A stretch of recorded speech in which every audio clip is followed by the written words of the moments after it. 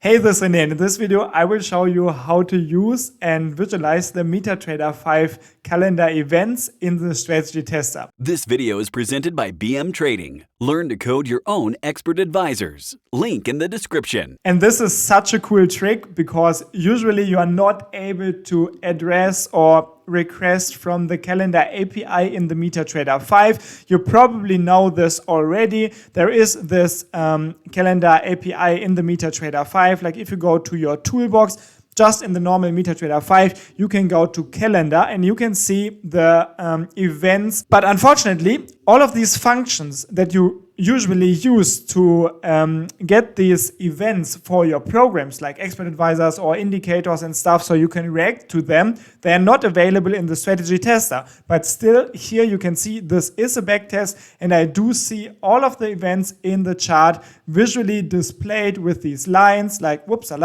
red lines for high impact events, yellow lines for medium, and gray for low impact events. And also in the upper left corner, I have a comment with the exact information about these events. And the huge benefit is, like, this is so cool because this program will help us to easily code news filters or news trading expert advisors that can be tested in the strategy tester. And this is something completely new that you cannot do with the normal MetaTrader 5 functions. So I will show you in this video how this workaround works.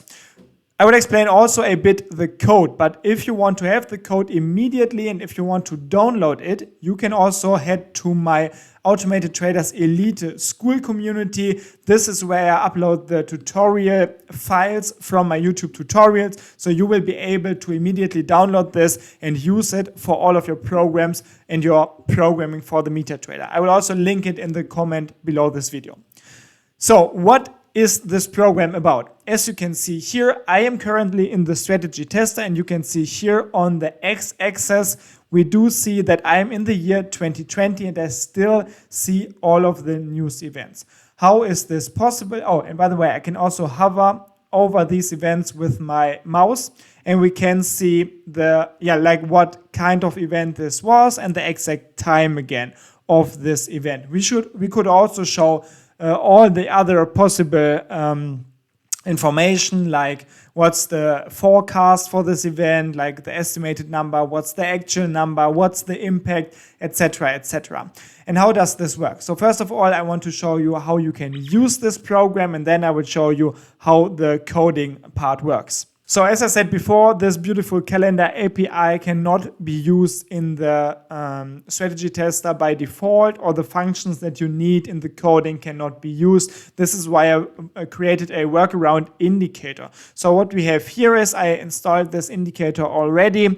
Of course, you do not have it yet because it's not like a normal indicator, but you can, as I said, you can download it from the community and then you can put it here.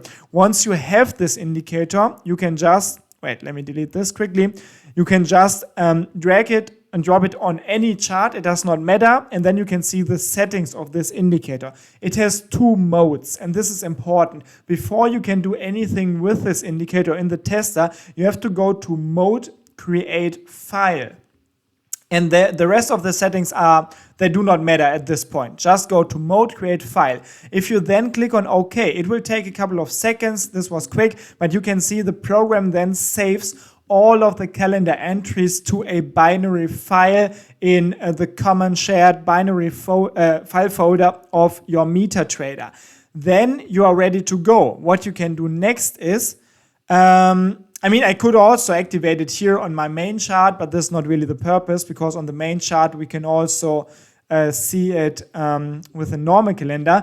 But then you can go to the strategy tester and you can, for example, say you want to have an indicator tested, and then you choose the calendar tester again. It's the same program. The rest is just the normal settings for the strategy tester, like the symbol.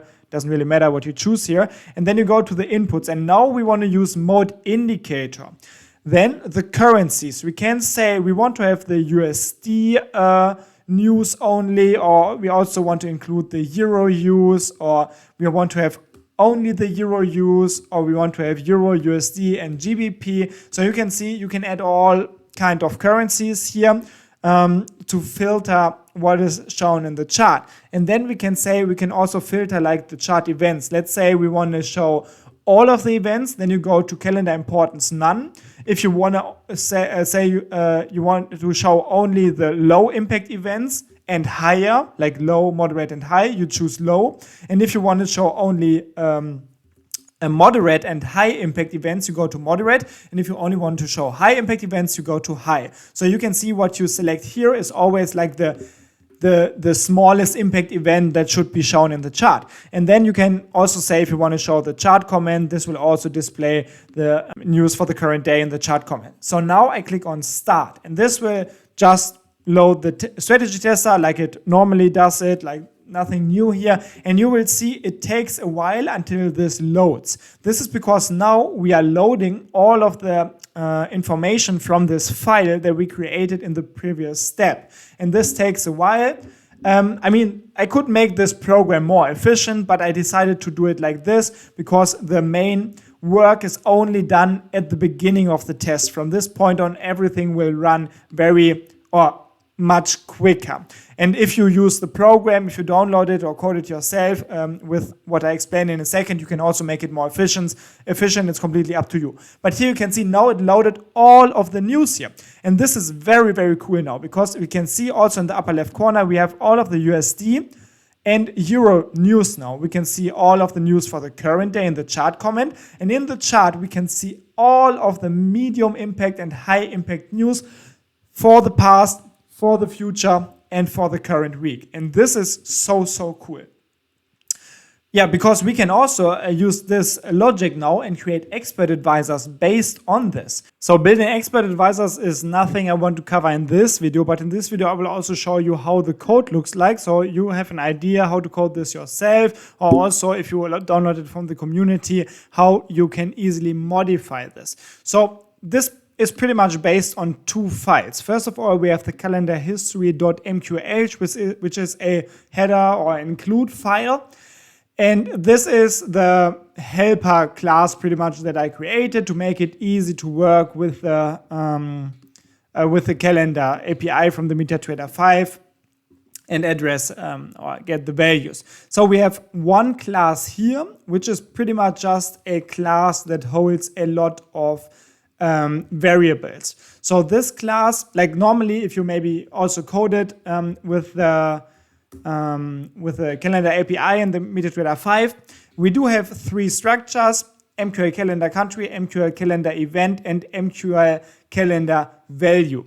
The problem with these structures is that we cannot really get them in the tester because the functions to get them do not work in the tester.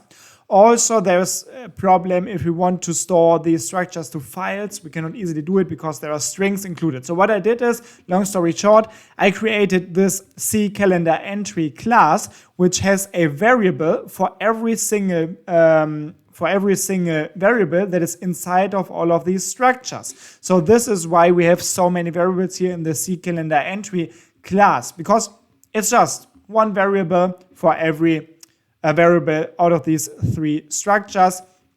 And that's pretty much what we see here. Then we do have a compare function where we can compare different calendar entries, and we compare by the calendar value.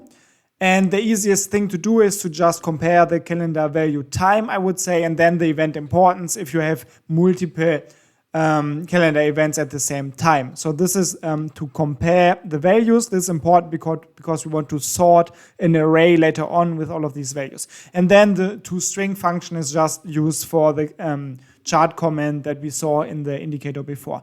Then we have a second class here, which is the C calendar history class. So this class is different than the first class. The first class was more or less just a class used to store all of the values. The C calendar history class is the class that we use to really work with the information. So this is also an array object because we will inherit from C array object. And this class has of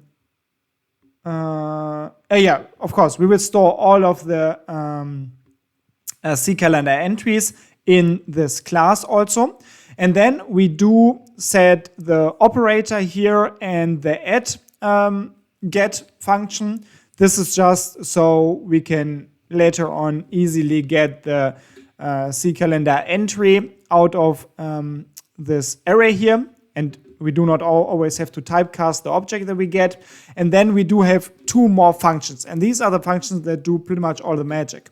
So we have the load calendar entries from file and save calendar values to file. So these are the functions that I also demonstrated before. But how does this work? So we do have we started with the save calendar values to file function in my demonstration also in the beginning of this video. So what this function does is we create a binary file. We open the file. If we're able to open it, then here we get all of the values from the calendar history. And here we are able to do so because this is not done in the tester. This is the step that is done in the normal demo or live account in a normal real-time symbol. So we get all of the values and then we loop through all of the values. And this is a huge number. As we saw before in my MetaTrader, this is for me, it was 180,000 values. So we loop through all of them. Then we also get the event and the country for every single value. And then the rest is really, it took me quite some time to write this, but it is really, really easy and simple to explain what is done here. We just take every single value that we have now in these three structures and we store it to the file. So every single value, and again, these are the same values that we later on have here in the C calendar entry. So we just store all of them in this binary file. And after we did this, we just print how many values we stored and we close the file again. And yeah, that's pretty much it. So this is the save calendar values to file function. Then we have another function to load the values. And this is the load calendar entries from file function. Of course, the parameter is always the file name where we want to store or load from. And then here again, we have a binary file. In this case, we open the binary file with the file read flag. Oh, wait, let me make this a little bit bigger so you can easily read it. So we open the file with a read flag this time because we want to read. And here, as long as the file is not ending, so we go through the whole file with all of these 180,000 entries. And every entry is, by the way, more than 1 byte or something because we store all of these values every time. So then we, for every set of data, pretty much, we create one new C calendar entry object and we create this instance. And then we just read all of the values from the file. And that's pretty much it. So very, very easy. So we go through the whole file, we read everything, and then after reading and filling everything to our entry object here, we add, or a pointer actually, we add this to the array. And that's pretty much it. And then we print, we loaded X entries from the file, and then in the end we sort this file, and that's pretty much it.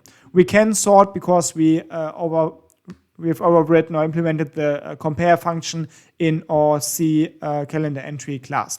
And then we close the file, and that's it. So you can see this calendar history.mqh file, again, to sum this up, we have one file that holds all of the values. This is just a, I think you would call this a model class, where we have all of the values and just the compare into string function, little helper functions. Then we have the C calendar history class that inherits from CRA object. Here we have we've overwritten this, but this is just to make working with the values easier. This is not 100% necessary. And then we have the load calendar entries and save calendar entries. In the save calendar entries, we just save all of the calendar entries to a file, and in the load calendar entries, we load from, in the best case, the same file. So let's head over to the indicator. The indicator that I then created uses this, where do we have the include? Uses this calendar history.mqh file Then also we have the chart object for the lines and an array string, what we also need. Then we say this indicator should be displayed in the chart window. We don't have any plots, we just create objects in the chart. And then we define a bunch of string values here. We have a enumeration for the mode, so we can select. This is what I showed before. And then we have a bunch of inputs. I think not a lot to explain here. These are just normal inputs. And then we create an instance of the C calendar history class, which I explained before, which I called calendar here. And we get an array object for the lines that we want to display in the chart. Then in the onInit function, we first of all set the short name. This is important because we want to remove the indicator again if we are in mode create file. Because here, if we are in mode create file, then we just want to call the save calendar values to file function with our calendar object here. And I explained the save calendar values to file function before. We just save all of the values to the file. Then we call the chart indicator delete function with the short name, and then we return init successful or succeeded, because in this case we don't want to run the indicator, we just want to save the values to this file. But if we are not in mode create file, then we process the rest of the onInit, which says, first of all, we want to clear the calendar. I just added this if someone uses this in like a real-time chart. And then we said calendar load entries from file. So we use our calendar object here to now load all of the calendar entries from this file.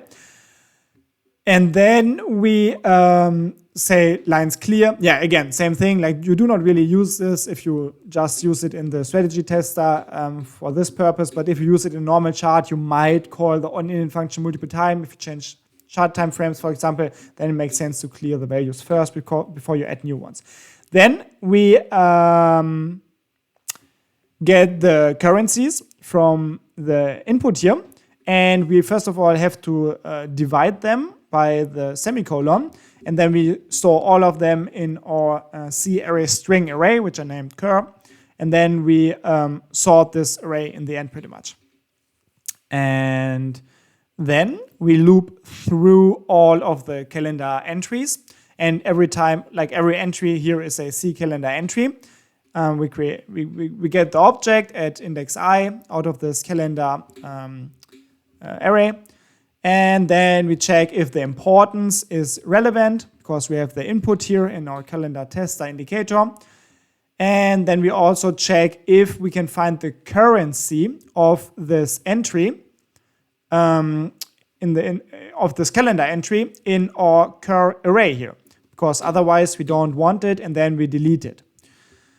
And the ones that we do not delete, they stay here. And for these, we create the lines. So we just create a C chart object V line, which is a vertical line in the chart. And then, we just set all of the properties pretty much for this line, like we created. We set the style to dotted, and then we change the color according to the importance. And then we add it to the lines array. And that's pretty much it. This is only all we have to do to create the line objects in the chart.